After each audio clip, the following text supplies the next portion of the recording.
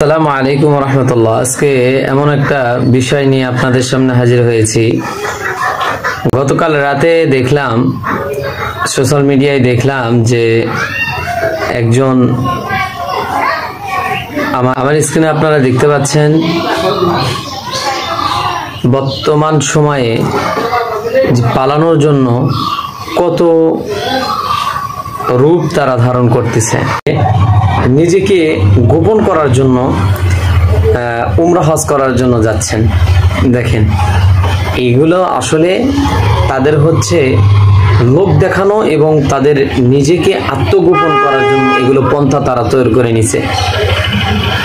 আমার স্ক্রিনে আপনারা দেখতে পাচ্ছেন কয়েকজন ব্যক্তিকে। এই কয়েকজন ব্যক্তির মাধ্যম দিয়ে প্রমাণ হয়ে গেল যে তারা আসলেই স্বৈরাচার শাসক। স্ক্রিনে যাদেরকে আপনারা দেখতে পাচ্ছেন, এই কয়েকজনের মাধ্যম দিয়ে প্রমাণ হয়ে গেল যে তারা কিভাবে দেশকে পরিচালনা করছেন।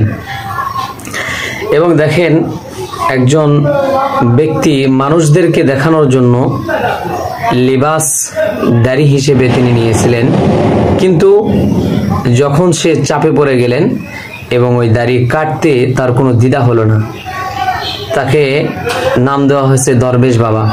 স্ক্রিনে আপনারা দেখতে পাচ্ছেন, সে শুধুমাত্র রাসূলুল্লাহর সুন্নতকে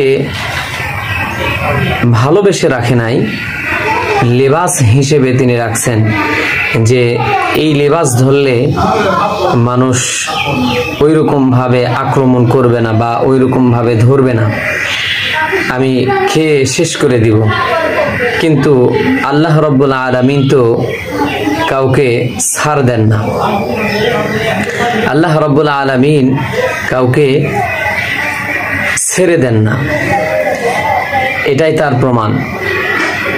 শুধু দরবেশ নয়, যে ব্যক্তির কারণে অসংখ্য আলেম ওলামা তারা কষ্টে ছিলেন, এই ব্যক্তিটাও, এই ব্যক্তির কথা অনুযায়ী তারা কত রকমের নির্যাতিত হয়েছেন, কিন্তু আজকে দেখা যাচ্ছে যে ওই ব্যক্তিটাই কত লাঞ্ছিত হচ্ছে।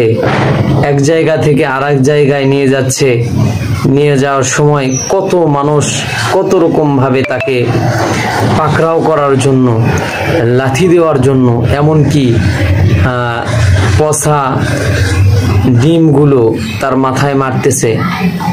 আবার আরেকজনকে দেখেন, এই স্ক্রিনে দেখতে পাচ্ছেন একটা ভিডিও, দেখেন ভিডিওটা আগে দেখেন।